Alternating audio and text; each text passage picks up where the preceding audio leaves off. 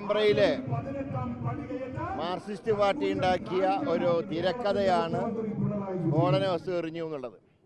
അവിടെ അങ്ങനെ യാതൊരു സംഭവം ഉണ്ടായതായി ഞങ്ങളുടെ ശ്രദ്ധയിലൊന്നും അന്ന് പെട്ടിരുന്നില്ല. മാത്രമല്ല, MP തല്ലിയതിൽ പാളിച്ച പറ്റിയെന്ന് റൂറൽ SP പ്രഖ്യാപിച്ചതിന് ശേഷമാണ് മാർക്സിസ്റ്റ് പാർട്ടിയുടെ ശ്രീ സജീവ് ഇങ്ങനെ ഒരു ഇല്ലാക്കഥയുണ്ടാക്കി. അതിനെ തുടർന്നാണ് പോലീസിനെ ഭീഷണിപ്പെടുത്തിക്കൊണ്ട് ഇങ്ങനെ ആക്ഷനിലേക്ക് ഗവൺമെൻറ് പോയത്. ഇന്നലെ EP ജയരാജൻ പറഞ്ഞത് ഇപ്പോൾ മൂക്കിൻ്റെ എല്ലിന് മാത്രമേ കുഴപ്പമുണ്ടായിട്ടുള്ളൂ, ഇനി ശരീരത്തിനും കുഴപ്പമുണ്ടാവുന്നതാണ്. അപ്പോൾ കലാപത്തിൻ്റെ ആഹ്വാനമാണ് ഇന്നലെ EP ജയരാജൻ നടത്തിയിട്ടുള്ളത്. അതിന് ഞങ്ങൾ സമാധാനപ്രിയരാണൊക്കെ ശരിയാണ്, പക്ഷേ ഞങ്ങളുടെ MP ദ്രോഹിക്കാൻ വന്നാൽ, ഞങ്ങളുടെ ഏതെങ്കിലും പ്രവർത്തകനെ ഇതുപോലെ തല്ലാനും പിടിക്കാനും വന്നാൽ ഇനി ഞങ്ങൾ കൈയും കെട്ടി നോക്കിയിരിക്കില്ല. നിയമം വേണ്ടി വന്നാൽ കോൺഗ്രസ് പാർട്ടി കയ്യിലെടുക്കും.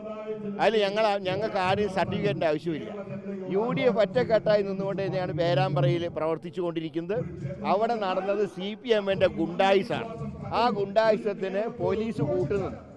അല്പം മനുഷ്യത്വം കാണിച്ച റൂറൽ SP-നെ ഇന്നലെ ഭീഷണിപ്പെടുത്തുന്ന പ്രസംഗമാണ് EP രാജൻ്റെയും TP രാമകൃഷ്ണൻ്റെയും ഭാഗത്തുനിന്നുണ്ടായത്. ഇന്ന് ശക്തമായിട്ടുള്ള സമരത്തിന് UDF അവിടെ നേതൃത്വം കൊടുക്കുകയാണ്. ശ്രീ പ്രവീൺ കുമാറിൻ്റെയും അതുപോലെ അഹമ്മദ് പുന്നക്കലിൻ്റെയും നേതൃത്വത്തിൽ ശക്തമായി അവിടെ UDF പ്രതിരോധിക്കും. MP തല്ലിയ പോലീസുകാരെ സർവീസിൽ നിന്ന് മാറ്റി നിർത്തുന്നത് വരെ ഈ സമരം ഞങ്ങൾ മുന്നോട്ട് പോകും. ജയരാജൻ ഇപ്പോൾ 75 കഴിഞ്ഞ് കേന്ദ്ര കമ്മിറ്റിയിൽ നിന്നൊക്കെ ഒഴിവായപ്പോൾ പിണറായിൻ്റെ ദയാദാക്ഷിണ്യത്തിന് വേണ്ടി കെഞ്ചുന്ന ഒരു സഖാവിൻ്റെ ദയനീയ വിലാപമായിട്ട് മാത്രമേ ഞങ്ങൾ ഇന്നത്തെ പ്രസ്താവനയെ കാണുന്നുള്ളൂ. അതിനെ പരമപുച്ഛത്തോടെ ഞങ്ങൾ തള്ളിക്കളയാണ്. ഞങ്ങളെ തൊടാൻ വന്നാൽ, ഒരു പ്രവർത്തകനെ തൊടാൻ വന്നാൽ ശക്തമായി ഞങ്ങൾ പ്രതികരിക്കും.